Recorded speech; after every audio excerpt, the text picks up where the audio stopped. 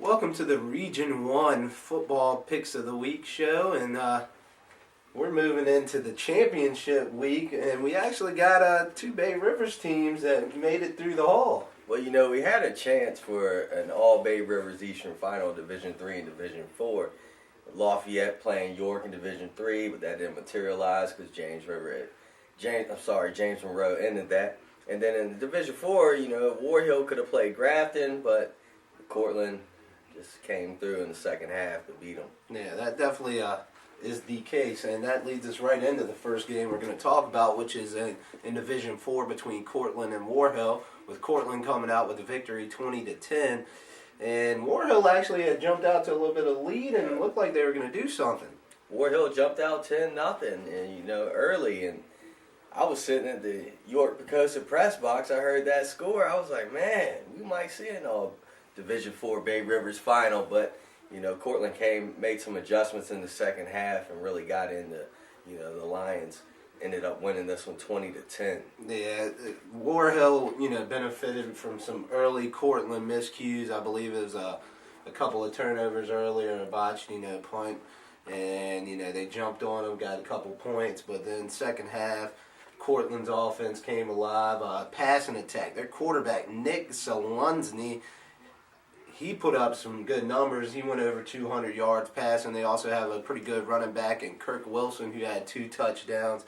And Warhill just didn't have enough after their starting quarterback went down early in the game with an injury. Yeah, Seth Thompson. Yes, sir. And they had to move Devontae Dedman from his spot into the quarterback, and that kind of stunned their offense a bit. Well, we've seen how that has played out with other teams this year, where you got to take somebody from their natural position and fill them in.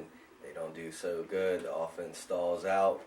And not to mention, if you game plan for a full week, with a certain person being somewhere, I mean, it's tough to kind of expect something to throw, one of your better players from another position in and expect him to catch it and run with it. Absolutely. But that moves us into the other side of the Division IV Region I, and that was between Grafton and Chancellor, and Grafton withstood a little fight from Chancellor. Absolutely, but they had Mighty Mouse step up. Bartels, the guy has 40 carries in the game.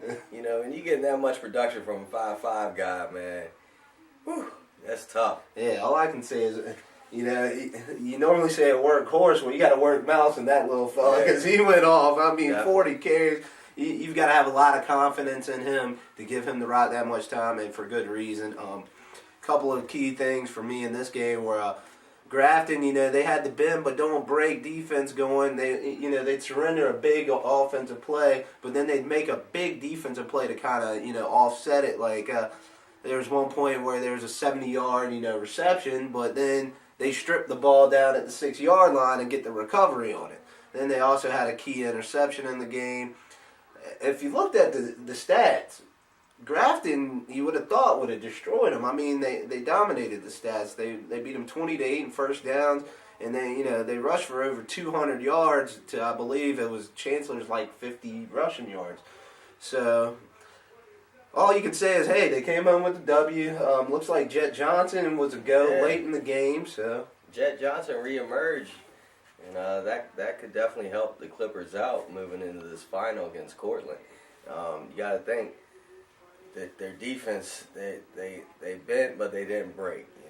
They got the big plays when they needed them. Cole Swartwood really stepped up, and Grafton, they don't win pretty, but it doesn't matter. A win's a win. And that's the truth. And now they're a game away from the state playoffs. Exactly. So now we'll go ahead and move into the Division III matchups.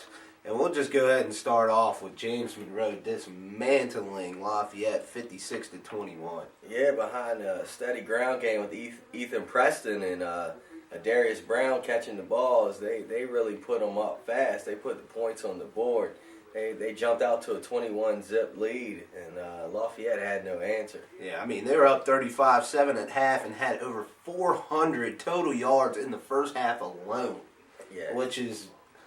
That's just a jaw-dropping stat. I mean, 400-plus total yards. They went over for 500 yards total offense for the game, 300-plus rushing, 200-plus still passing. that's the definition of a balanced attack. And I tell you what, Lafayette got an eye-opener when they went to Fredericksburg. That James Monroe team is extremely talented. I don't think any of the Bay Rivers teams have seen a team with speed and athleticism and the talent that James Monroe has. And honestly, York's going to have their hands full this weekend. Oh, yeah, definitely. But let's first talk about the York Falcons. And they put on a really good show Friday night, beating up on them Pocosin Bulls. Yes, they certainly did put up a good show, defeating the Bulls 35-22. Behind Region I Offensive Player of the Year, Alex Johnston. 12 of 15, 200-plus passing yards, 3 TDs. He did it all. Yeah, and he has the ability to stand in the pocket and make good reads. The guy had hooked up with 5 or 6 different receivers. Hooked up with Daniel Rutherford, a guy you never hear of. He stepped up and had a big game against the Bull Islanders Friday night. He made some big tackles on the defensive side, made a big catch on the offensive side. And if York can get players to step up and fill their roles, they're going to give James Monroe a hard time. Yeah, I agree. But the one thing that stood out to me was Pocosin rushed for over 300 yards. And I realize that's all Pocosin does and whatnot. But if you want to beat James Monroe this week, you're not going to be able to allow 300-plus rushing yards because that's going to be a rout. Yeah, I agree. The better rushing teams normally win this time of the year. That's why the Phoebus Phantoms have won 3 straight titles. That's why Pocosin was able to win the title last year. I agree. Better rushing teams win these ball games.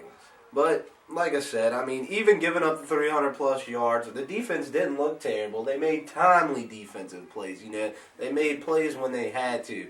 They were bend but don't break. And they still made stops, crucial interceptions in the red zone. I believe Honey came down with one in the end zone. Honey had an interception in the end zone. It's not like the defense played terrible. When a team rushes the ball 40, 50 times a game, you're going to give up a lot of rushing yards. But it's just a little factor to leave out there. They did struggle against the rush, and Monroe's going to have a strong rushing attack coming in. But all in all, York played a phenomenal game. Honestly, probably the score should have been 35, 15 or 14, but because some tacked on, a garbage time touchdown at the end with a 2-point conversion, 4 seconds or something like that. So, what can I say? They messed up the spread in Vegas, But we'll go ahead and slide into the final previews now, and we'll start with the Division IV game, which will be at Bailey Field Saturday night, 7:30 p.m.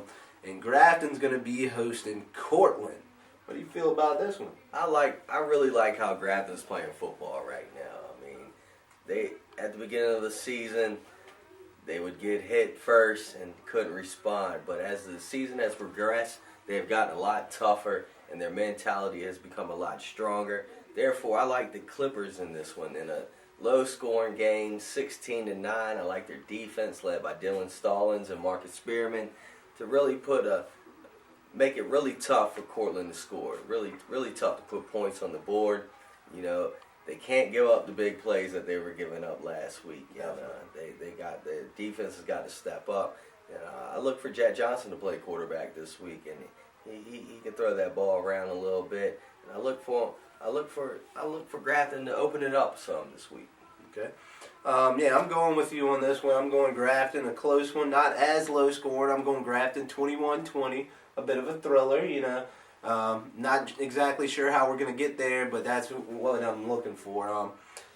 As you stated, Grafton's D is going to have to play phenomenal this game because their offense, it's, Jet Johnson, not to take anything away from him, it's not Robbie Heiser. Heiser wasn't the greatest quarterback in the world, but he was a senior. He had leadership. He played most of the year at the position, and he had a very, very strong arm. So he knew the offense very well. But Grafton's pass defense is going to have to play much, much better this week than they did last week. They allowed over 250 passing yards, and against Courtland, they're not going to be able to do that because, as Warhill can attest, Courtland can throw the ball around a little bit. So I look for Grafton's pass D to kind of step up. I need Spearman and his fellow secondary mates make a couple bigger plays, hold them down a little bit better this week. I think, they'll do that. I think Stallings is going to get pressure along with the rest of the line. Also, I think they should be able to run on Courtland a bit. Courtland's young, not as strong or mature on, the defensive lines, although they do have a couple big boys. But I do look for Bartels to be able to do a little bit. He is Mighty Mouse. He will get a heavy load. So I look for him to go for 100+, maybe a touchdown or two, and I look for Grafton to sneak by 21-20. And then that brings us into maybe the game of the year in AA football, honestly, between the two unbeaten Titans, with the York Falcons hosting the James Monroe Yellow Jackets, and Alex Johnson and company are ready for action. Well, they've definitely met their match, and I'm willing to guarantee one thing right now. The winner of this game goes on to win AA State Division III championship. It's a guarantee, mark my words. I mean, this game is filled with stars. Definitely. It's like looking up at the sky on a clear night. And you got Alex Johnson, the Region's Player of the Year, threw for over 1,900 yards, 21 touchdowns, added 14 more touchdowns on the ground with 535 yards. You got Jake Norman, who broke 1,000 last week. You got many targets for him to throw to. Logan Bowder, Anthony Honey, Lamont Silva, Brad Myers. I mean, they got a strong offensive front led by Hayden Crockett, who was first team All-Region on offense and defense. And I like the Falcons. They're strong up front. If they can wear down a smaller James Monroe team. If you look at James Monroe, they 150, 190, 165, 160, 185. They got a lot of skill, but they don't have a lot of big guys. If the Falcons can wear them down, they can win this game in the fourth quarter. But at the same time, James Monroe, they're really strong. I mean, they're really athletic and physical. Their running back, Ethan Preston, he's hard to bring down. So you're going to have the smaller York linebackers are going to have to gang tackle and swarm on the ball. I like James Monroe in this one, in a tight one, 31-30. And like I said, the winner of this is going to win state. Well, you made a lot of very good, points there. And I agree with you on, if York wants to win this game, I think they may have to go a little bit against what they normally would do because, normally they want to shoot out with you and they want to put up a lot of points and, they want to fun and gun and keep the tempo fast-paced. But I think in this game, they may want to slow it down or tone it back just a bit. I think they may want to get Jake Norman more involved than usual and more running plays. May even want to sit in the I formation a little more than usual. Definitely. You got to keep that James Monroe offense off. Yeah, I mean, their quick strike, big play offense. I mean, they've got 3, 4, 5 different guys that can score from anywhere on the field. So I think, if York can get Norman to control the time of possession, and, I'm not saying don't, throw the ball like you normally do or anything like that. I'm just saying try and keep the ball as much as possible. Move the chains. Don't go 40 yards, give it right back to them or anything like that. No 3 and outs, that's for sure. But I think if Norman can, have a steady performance, I think, we could have a ball game. And I think York can definitely hang with them because they have plenty of weapons as well. But the deciding factor to me is just James Monroe is just phenomenal talent all over the field, athleticism that you would normally see on a AAA football field. I definitely agree. So, I mean, I know you're going to see lots of points. I guarantee you that. What's your final? My final's 42-28. I'm going James Monroe. As much as it hurts me to say, I'd love to go with York out there, the States. I'd love to see him. As you said, I agree with you. I think whoever wins this game wins state. But James Monroe's got so much firepower, it's hard for me to pick against him, especially after what they did last week to Lafayette. Well, we'll see. Yeah, we'll see you next week. And like I said, I hope York I hope York proves me wrong, and I hope this is bulletin board material to get you guys going.